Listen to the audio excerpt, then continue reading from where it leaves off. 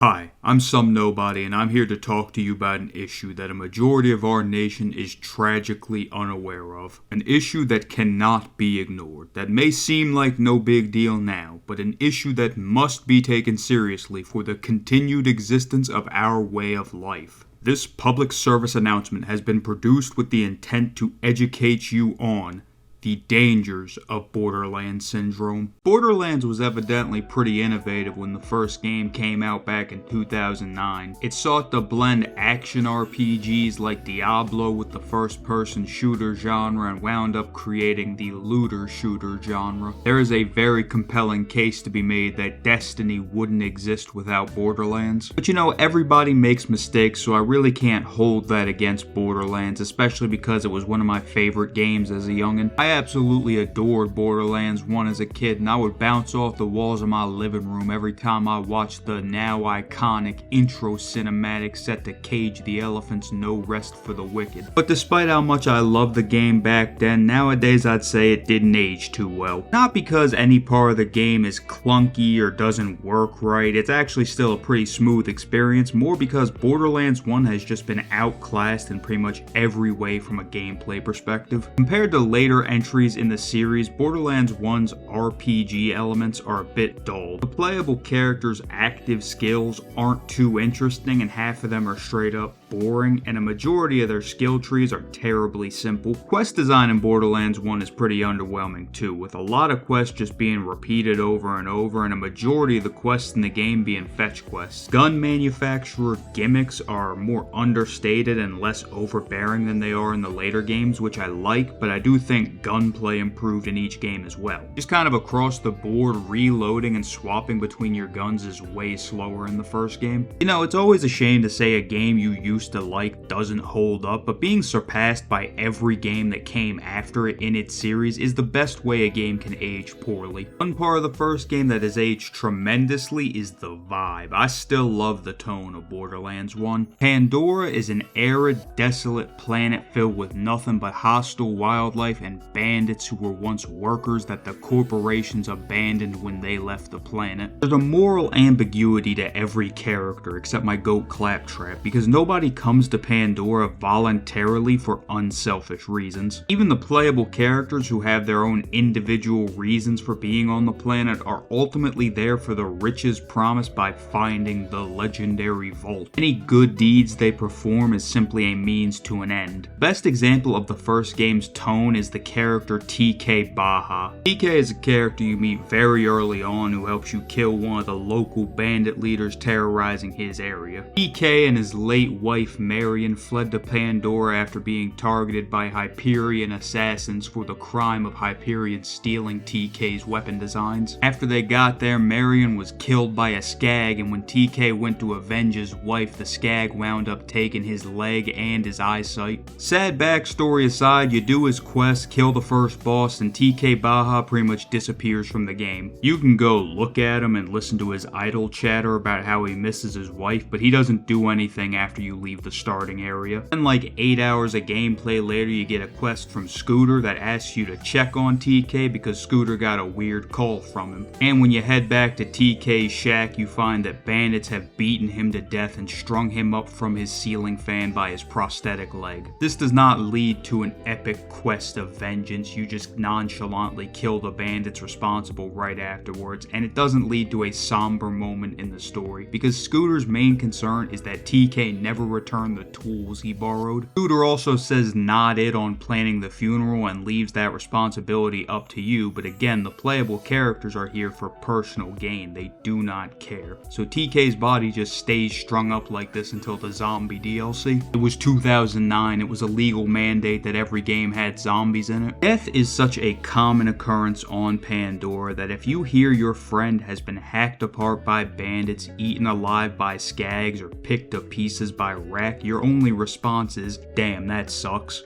Wouldn't let that shit happen to me though. It's a very nihilistic tone, especially when you take into account that if you've got money, you can simply respawn. That's how you can kill the same boss enemies over and over, is that canonically the playable characters and the bandits can afford to come back. But characters that didn't bother anybody like TK just stay dead. Pandora is a world where the only creatures that survive are the ones strong enough to prey upon others. It's a setting where the same corporations that created the bandits by abandoning workers on Pandora sell you the means to fight back against them, as well as selling the bandits the means to terrorize the people. But as much as I love the nihilistic tone of the first game, I now recognize that it is the root cause of Borderlands syndrome, a condition that would manifest itself fully in the year 2012 with Borderlands 2, and if I knew back then what I know now, I would have done everything in my power to convince Randy Pitchford to pull a Soichiro Yagami.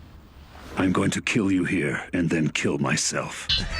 What? I'm over-exaggerating. Randy Pitchford isn't even top 20 guys I think we should French Revolution. Now, I coined the term Borderlands syndrome within my friend group a few years ago. Have you ever heard somebody say something along the lines of, Borderlands is good, but you have to play it on mute? That is Borderlands syndrome to an extent. It doesn't exactly capture what Borderlands syndrome fully is. I'd say the actual definition of Borderlands syndrome is when the gameplay is fire, but the writing is so ass you can't enjoy it. The relationship between story and gameplay is an interesting one. The great John Carmack once said, story in a game is like a story in a porn movie. It's expected to be there, but it's not that important. And despite the way that video games have evolved over the years, I do think this statement still has some truth to it. Obviously, in the modern day, video games have a much larger focus on telling stories. But as video games evolve, so do our ways of enjoying them. So if a game has a fantastic story and terrible gameplay, the solution to that is just watching all the cutscenes on YouTube. That's why I think Telltale games died for a while there, because people realized you didn't really have to buy a Telltale game to enjoy it. Because once Telltale started putting out a ton of games, people realized that the individual player experience really wasn't that different, even if you made completely different choices than everybody else. You can have the main selling point of a game be the story, but a game needs gameplay. If you look at Red Dead Redemption 2, a fantastic story, but if you examine the gameplay in a bubble, I wouldn't say any part of it is best in class. There's enough freedom and potential for unique happenings that it makes the game worth experiencing for yourself rather than just watching the game's story on YouTube. As amazing as that game's story is, it wouldn't be one of the most acclaimed video games of all time if it was a visual novel without the gameplay to support the story. And on the flip side, if a game has a very thin story or even a bad story but fantastic gameplay, you'll still want to play it. The majority of From Software's games are the kind of game where people have to actively hunt down any form of story, but they do it because they like the gameplay that much. So while game stories are definitely held in higher regard than porn stories, gameplay is always going to be more important than story. Gameplay affects story way less than story affects gameplay. Borderlands 2 challenges this ideology. I think Borderlands 2 is a huge improvement over the first from a gameplay standpoint. Every character is pretty fun to play and actually has a decent amount of depth to their skill trees. Krieg is like top 2 most fun characters in the whole series. The ebb and flow of combat is improved overall by removing first aid kits you use from your inventory and promoting more aggressive gameplay by having enemies drop healing more often, as well as letting you move while in fight for your life. The variety in enemies you fight and environments you visit are greatly improved as well. I personally enjoyed how desolate Pandora was in Borderlands 1, but evidently that isn't a popular opinion. Quest design is much more interesting. There's still some simple fetch quests in there, but there's a lot of areas built entirely for single side quests. Now, in the interest of fairness, gun scaling is a bit scuffed in Borderlands 2. No matter how good you think your gun is, an enemy is more than likely going to drop a white rarity gun with better stats 5 minutes after you get it, and high-level endgame content is based entirely around applying a specific status effect. But I think Borderlands 2 improved upon so much of what worked in the first game that I would say it's a better gameplay experience overall. But unfortunately, characters in Borderlands 2 talk. And I know what you're thinking. Some nobody, isn't that a bit of a double standard? Don't you talk? And you know what? I can't argue that. I do talk, but I'm not written by Anthony Birch. If you don't know, Anthony Birch was the lead writer for Borderlands 2 and all of its DLCs, as well as the lead writer for the pre-sequel. More on that later.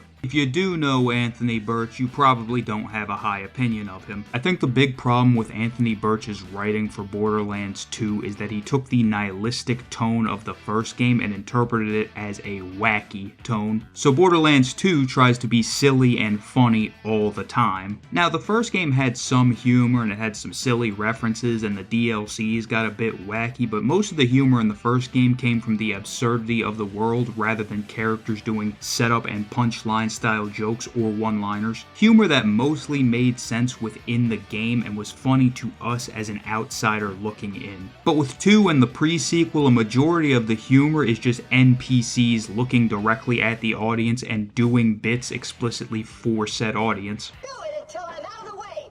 Understand? If you shut the gate now, that could cause serious damage to me. So don't do that. I'm just standing here to show you the area you should shoot after I move away, which I will once I'm totally convinced you understand the instructions that I'm relating to you. Do you understand? I know it's kind of complicated, but just stick with me, okay? Look, when it's okay for you to shoot this gate with the cannon, I'll say something like, shoot the gate with the cannon now! But that was just a test, right? You didn't shoot the gate when I said that, which was good. Humor is subjective. You might think every joke in Borderlands 2 is absolutely hilarious. I do not. There are some jokes that land, but that's because it's impossible to tell 100 unfunny jokes in a row. Nobody is that ass. But the problem with Borderlands humor isn't that I don't personally find it funny, it's like I said that so much of the non-stop humor is aimed directly at the player. The characters in any piece of media being funny to an outside audience has to be coincidental. Making an audience laugh has to follow the same rules as making them feel any other emotion. If you're trying to make your story funny, scary, or sad, the funny, scary, or sad thing has to exist and make sense within the context of the story. You know, the outrageous situations George Costanza finds himself in are funny instead of nonsensical because everything about George as a character makes them plausible. But the bulk of Borderlands humor only makes sense as being a bit for the player's benefit. The way characters say silly things in loud attention-grabbing voices like a YouTuber or reference what they have you doing in an ironic way, none of it feels genuine. There's no earnestness behind it. Even the simplest humor like having a character say the word boner fart feels forced. It's like a Kevin Hart movie.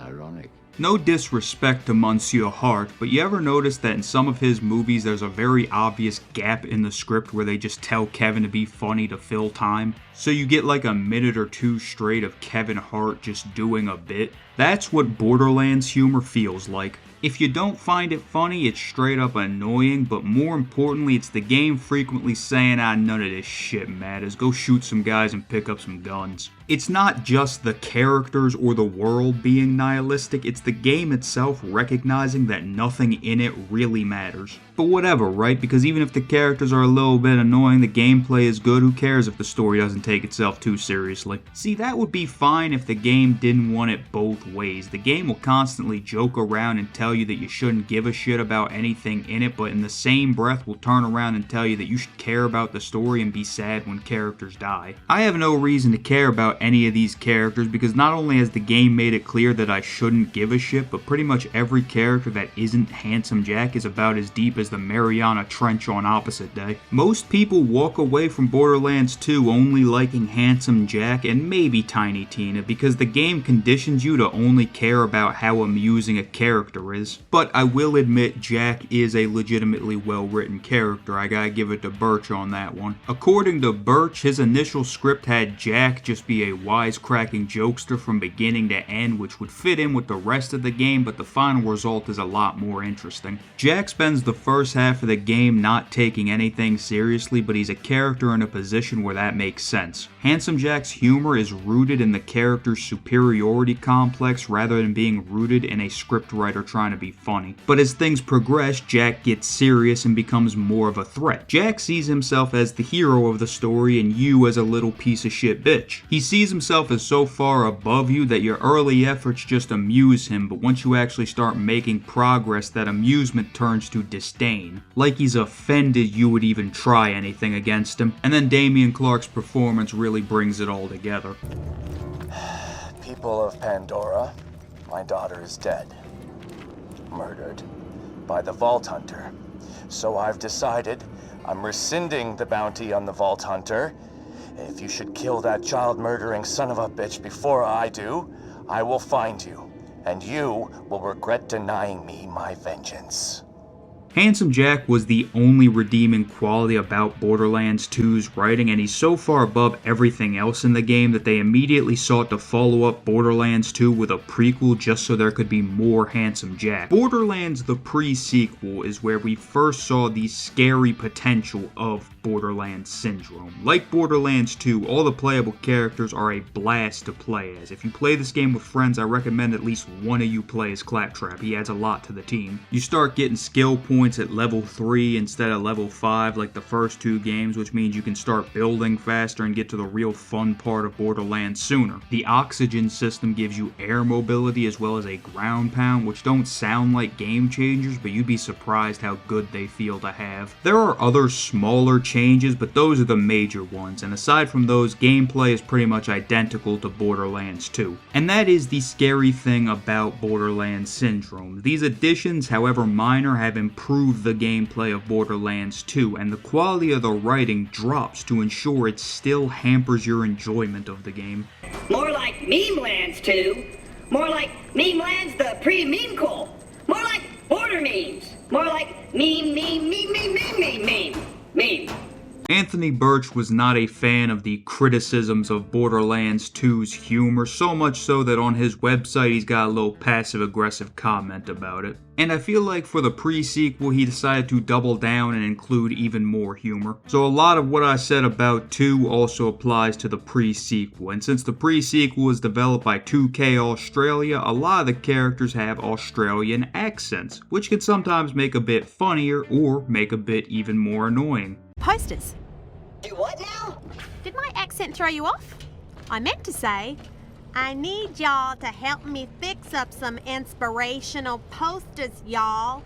Donuts, cowboys, homophobia. Again, humor is subjective, so I just don't think it's fair for me to leave it at the game is annoying. I want to do my best to make a legitimate criticism without saying that every time a character speaks, I can feel my brain cells committing suicide one by one. So one writing change that I do really like is that your player character will actually respond to NPCs with unique dialogue for each Vault Hunter, which is cool. It shows off the character's personality and makes some of the NPC dialogue feel more natural when there's a character presence to represent the player. It doesn't entirely fix the issue of the game never taking itself seriously, but the Vault Hunter dialogues are at least somewhat consistently amusing. The big issue with the pre-sequel is that it's a story about how Handsome Jack became the tyrant he was in Borderlands 2. I already talked about how and why people walked away from Borderlands 2 liking Jack more than most of the cast, and the pre-sequel winds up making Jack even more likable. Jack in Borderlands 2 genuinely believed he was the hero of the story despite being a homicidal monster. That's part of what made him so hateable and successful as a villain. Pre-sequel has Jack legitimately be a hero.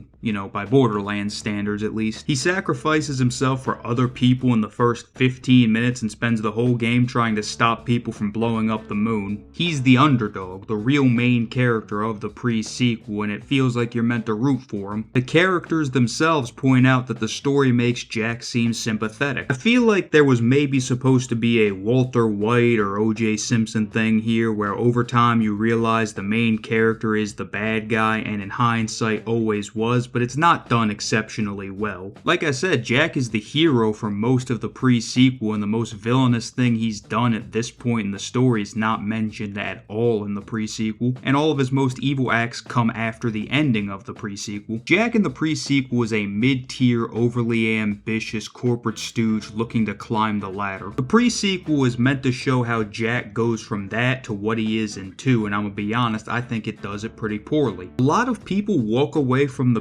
pre-sequel siding with Handsome Jack and blaming everything that happens in 2 on Lilith. They see it as Lilith turned a good man into a monster, which isn't true. Jack was always a monster, and this is supposed to be the moment where Lilith takes the mask off. But if you look at it as a Scooby-Doo unmasking, the gang has to meet a suspect before taking the mask off has any narrative weight. You can never predict how somebody's going to interpret your writing. There's no way J.D. Salinger was trying to get 5-year-old John Lennon shot back in 1945. But when so many people have the same misinterpretation of their own volition, there has to have been a fuck up at some point. I think it's as simple as Gearbox and Birch both understood how popular Jack was after Borderlands 2 and knew it'd be a shame to never feature him again, which is why he was also in Tales from the Borderlands. Writing a character that you already know is a fan favorite is hard as hell, so it was probably easier to make Jack sympathetic than to go all in on him being a complete monster. Maybe Birch was going for like a twisted morality thing where you see Jack the way he sees himself, but I don't know, a story like that wouldn't totally ignore the character's evil deeds. It would attempt to justify them through some kind of flawed logic. But even though I think the pre-sequel story kind of misses the mark, I will say it's really just the humor in 2 and the pre-sequel that make me want to put 2 guns to my head and pull the trigger simultaneously. It isn't until the next game that the humor and the story are both torturous. And you know what? Anthony Birch did not write the next one. Spider-Man was a hero. I just couldn't see it. Borderlands 3 is the reason Borderlands Syndrome has a name. Borderlands 2 being a great game held back by its writing could have been considered an anomaly. The pre-sequel improving upon 2's gameplay but still being hard to enjoy because the writing got worse to match could be seen as coincidence. Borderlands 3 is a fucking fantastic game. In my opinion, it is the best Borderlands game by far, and it's miles above the previous installments. These games are FPS ARPGs, and I think the FPS and ARPG elements are both at their peak with Borderlands 3. The guns all feel amazing and satisfying to use. The gun manufacturer gimmicks are still there, but I feel like in 3 the gimmicks are a complement to the gun instead of being a reason to use or ignore certain guns. Borderlands 3 opts to go for a very modern FPS style of movement by including sliding and replacing the Halo style high jumps with mantling. Now, I enjoyed the air mobility of the pre-sequel and I wouldn't have minded if they expanded on that, and you could argue that this change to the jump does take away a bit of personality. Borderlands 3 just feels like Apex Legends, but the movement feels great to use. It's tight as hell, and in conjunction with the way the guns feel, gunplay in 3 is so good it makes up for one of Borderlands' long-time flaws, which is that the early game can feel a bit slow. Generally speaking, in Borderlands, your skill points don't start making a meaningful difference until you're past level 10, because generally speaking, the first row of a skill tree is not the most impactful, plus once you're in your teens, that's usually when you get class mods. But just shooting dudes in Borderlands 3 is a good enough time that I've never minded 3's early game. But then again, you get your action skill at level 2 and start getting skill points at level 3. So not only do the shooting mechanics make the early game more fun, you can start putting points into whatever tree you want almost immediately. No matter what, any game where you put a build together is going to get more fun the further you get into it, but Borderlands 3 just starts on a higher level than the other ones, while still keeping that growth in fun over time. Borderlands 3 is easily the game in the series that I put the most time into, because I mentioned earlier that Krieg was top 2 most fun characters in the series. I think the Vault Hunters from 3 make up the rest of my top 5. The only one that I'm not 100% sure on the placement of is Flak in the number 5 spot, because Flak is fun, but there are plenty of characters in the series that are fun, and Flak actually got nerfed a lot after the launch of Borderlands 3. But Zane, Moze, and Amara are all firm in their spots in my top 5. I cemented them in place. Even if Borderlands 4 knocks them out of my top 5, their feet are still gonna be there because it's the only way we could get them out of there. And honestly, it's really not a fair comparison between the Borderlands 3 characters and every other character in the series, because instead of just having one action skill, Zane, Flak, and Amara all have 3. Moze only has 1 action skill, but it's a highly customizable Titanfall style mech that has an air dash. And then eventually they had the Designer's Cut DLC, which gave Flak, Zane, and Amara a 4th action skill, gave all the characters 4th skill trees, and gave Moze a 2nd action skill. In terms of of putting together a build, Borderlands 3 just has an insane amount of options. And then I gotta mention the enemy and environment variety as well. Borderlands 3 has you visiting different planets in the solar system, and each one has its own unique aesthetic and unique brand of wildlife to kill. And then Borderlands 3 has probably the coolest boss fights in the entire series. Plain and simple, I think Borderlands 3 is absolutely incredible, and if the writing in this game was on par with Borderlands 2, it would not matter at all. 3's gameplay with the script of 2 or the pre-sequel would be absolutely phenomenal. There is nothing in 2 or the pre-sequel that could ruin my enjoyment of 3's gameplay. Take a second to think about my criticisms of 2 and the pre-sequel, and to think about the fact that I just said I think Borderlands 3 is miles above every other Borderlands game. The reason Borderlands Syndrome has a name is because for 2 in the pre-sequel, you could maybe argue that if the writing is able to ruin the gameplay, then the gameplay must not have been that good. I don't think you can make that argument for Borderlands 3. I think Borderlands 3's gameplay is so good, the fact that writing of any quality could ruin the experience is something that needs to be classified. Let's just get to talking about 3's writing.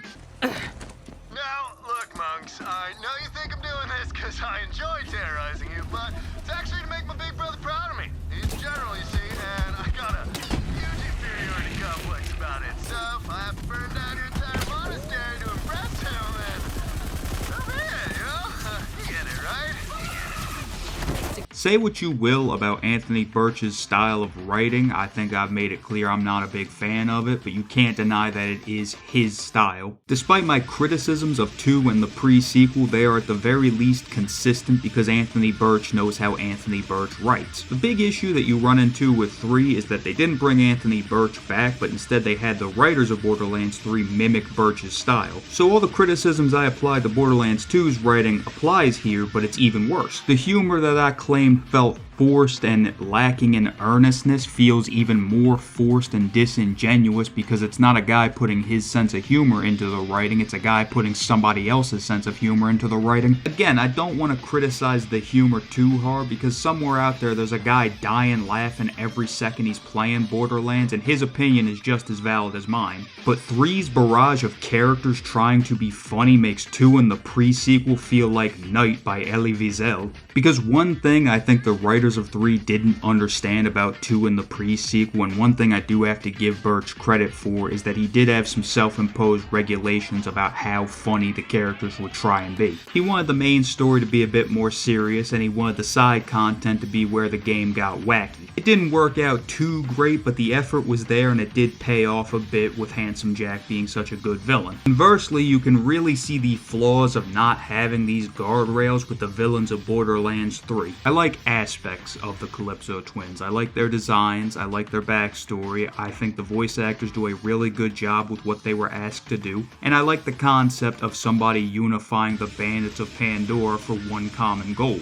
But I don't think the writers of Borderlands 3 had any idea what they were doing with these characters, because their entire existence as the villains of Borderlands 3 is hinged upon the joke that they are Twitch streamers, and they don't do much interesting with that idea because there's really not much interesting to be done. Its entire purpose is so that you can point at it and be like, oh, it's just like that thing in real life. I'm pretty sure it's meant to help you hate the Calypso twins because wink wink nudge nudge, aren't streamers obnoxious? Because the Calypso twins are very much diet, bargain bin, clearance sale, everything must go from Temu and from Wish.com Handsome Jacks. The Calypso twins spend the entire game shit talking you and trying to be obnoxious in the writer's hopes that you will grow to hate them, but here's the thing. Trying to get me to hate a character just because they're obnoxious doesn't really work in a game where the baseline for characters is annoying. Listen to what you have to deal with when you're just minding your business gambling in Borderlands 3.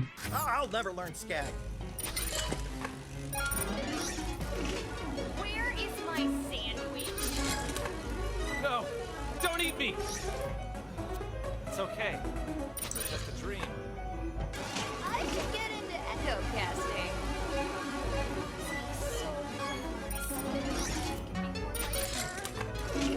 Why am I sticky? I hate being sticky. Well, I'm bored as hell. Maybe I should go shoot something.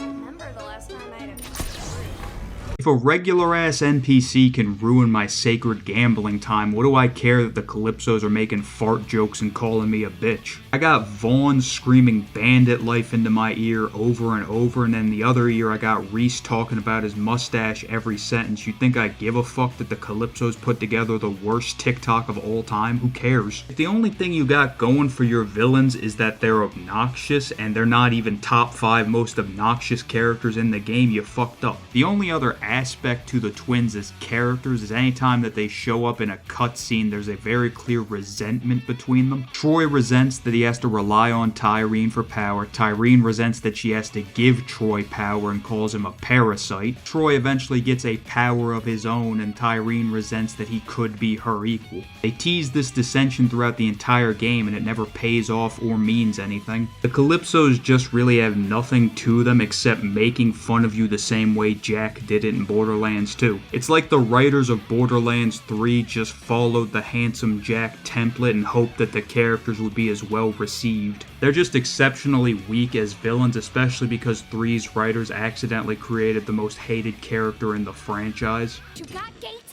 Nothing, bitch! You got nothing! The thing about Ava in Borderlands 3 is that we have to remember she is a kid, and with kid characters, you have to allow a certain level of cringe and annoying. Kids are, by their very nature, cringe and annoying, and if you get mad at a kid for being cringe and annoying, you might as well get mad at a fish for living in water. The smug pricks. So, as a kid character, Ava is naturally pretty cringe and annoying, but she's also a Borderlands character, which means she's extra cringe and annoying. But, and maybe this is the most important part, Ava is a teenage girl written by grown men. You know, if we're talking about obnoxious scaling, these 3 factors make Ava the Super Saiyan 4 Gogeta of being annoying. When you first meet Ava, she's totally fine. She's just a Borderlands character, no real big deal there. But about 30 minutes to an hour after you meet Ava is when things go downhill very fast. It's time for you and Maya from Borderlands 2 to go open the vault. Ava wants to come with, and Maya says, "Stay behind, it's too dangerous." First vault, what should I bring? Nope, stay with Lilith. Seriously? What have I been training for? I'm ready, Maya! Not yet. So after you and Maya make it to the vault and then kill the monster inside the vault, Ava shows up and entirely disregards all of Maya's concerns. Hell yeah! That was awesome! Ava, I told you to wait on the ship. It isn't safe here. And miss a chance to see a real vault? Look at this place. Ava, you're not a vault hunter yet. There's a lot more to it than running headfirst into danger. Right, yeah, totally. And then I'm just going to show you the full cutscene that happens afterwards. Now. We should be kicking their asses! So who's the brat? You I get, but what's her deal? She's no one. I'm your problem. I'm gonna be a siren, and then I'm gonna mop the floor with assholes like you! You're gonna... Is that how you think this works? Honey, you're not even gonna leave this place.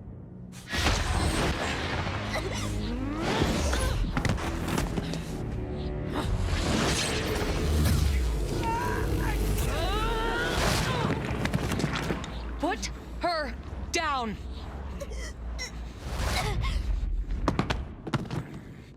That's what I thought.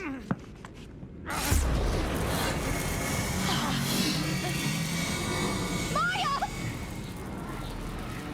Ava, don't!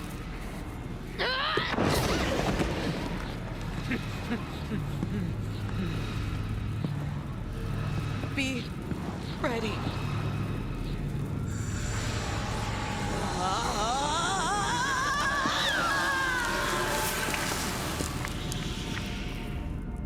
Now this cutscene was a big fuck up because the way it's framed, it's pretty much inarguable that it's entirely Ava's fault that fan favorite character Maya is killed without much struggle by the main villains. And having it be entirely Ava's fault that Maya is killed does no favors for the Calypso twins as villains, and especially does no favors for Ava as a character. Simply not having Ava here and just having the Calypso twins ambush and kill Maya while your playable character is in the vault would improve improve not just this scene, but improve the entire rest of the game that follows. Because this is supposed to be the moment that lights a fire under your ass and makes you really want to go out and hunt down those Calypso twins, but it falls entirely flat based on the shitty writing that happens right afterwards. So yeah, Ava just undeniably got Maya killed, but this could be a big turning point for her. All of Maya's teachings that Ava has disregarded in the past, Ava can start taking more seriously. The guilt from this moment could get Ava to lock in. She could do everything in her power to support the Vault Hunters on their quest to stop the Calypso twins and avenge her mentor. And then after this journey of Ava trying to better herself and learn from Maya's teachings posthumously, once she eventually claims Maya's powers for her own, it'd be something that we're proud to see.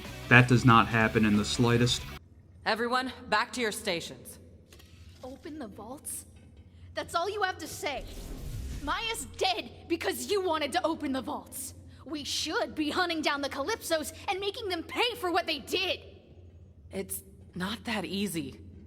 Maya always told me a Vault Hunter runs toward the fire. All her stories were about you. You saved Pandora. You killed Handsome Jack. You're supposed to be the Firehawk. I don't know what I am. Figure it out, Lilith, before you get someone else killed. Vault Hunter, we'll see if she's all right, will you? I'll get us ready for the jump.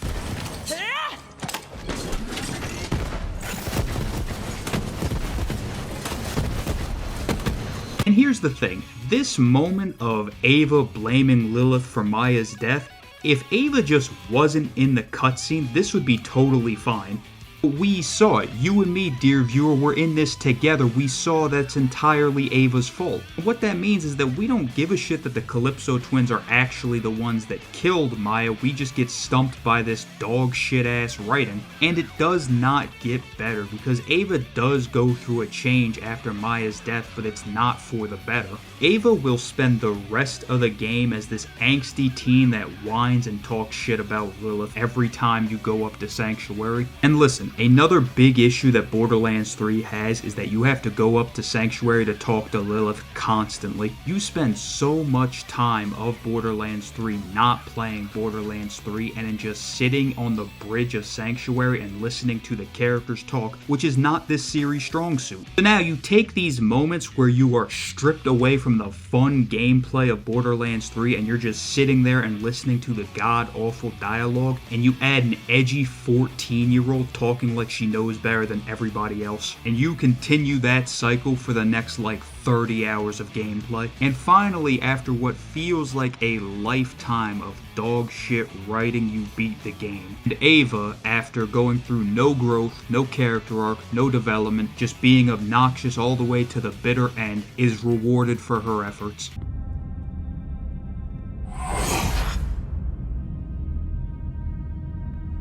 Run towards the fire. Sanctuary's yours, Ava. Be ready.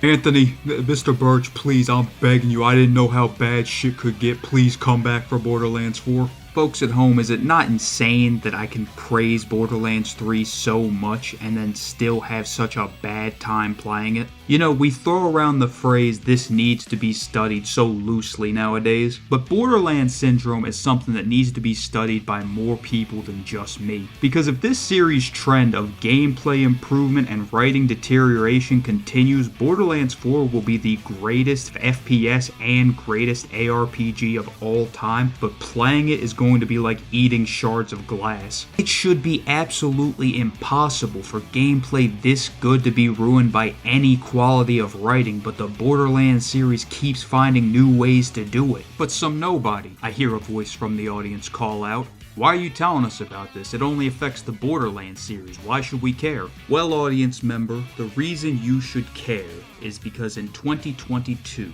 the top scientist here at Some Nobody Industries, Dan, this is our top scientist, Dan, he's a pretty cool dude, discovered a case of Borderlands syndrome outside of the Borderlands series. For once, make the right choices.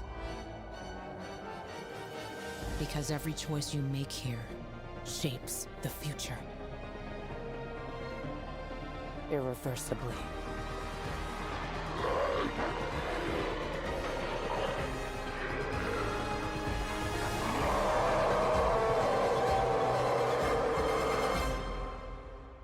Dying Light 2 is the first and so far only game outside of the Borderlands series to have a confirmed case of Borderlands syndrome. This is a game that I had a ton of fun with and I really enjoyed playing, especially all the new moves they added to the parkour. It was a blast just getting around the city. But unfortunately, the main character is generic, the rest of the characters are unlikable, the choices are meaningless, the main antagonist is cartoonish, and the ending is mediocre. No matter how much fun I had with the game, it would all get instantly invalidated the second I entered a cutscene. According to our 5 minutes of research, the reason Dying Light 2's story sucks so much is because it just sucks to work at Techland. The lead writer for Dying Light 2 quit the company just a few months before the game came out, and according to Techland employees, the story of Dying Light 2 was rewritten 6 times at the behest of the CEO. Regardless of the why Dying Light 2's writing is so bad, it changed everything we thought we knew about Borderlands syndrome, and it is the true reason we developed this PSA. Borderlands syndrome is out there.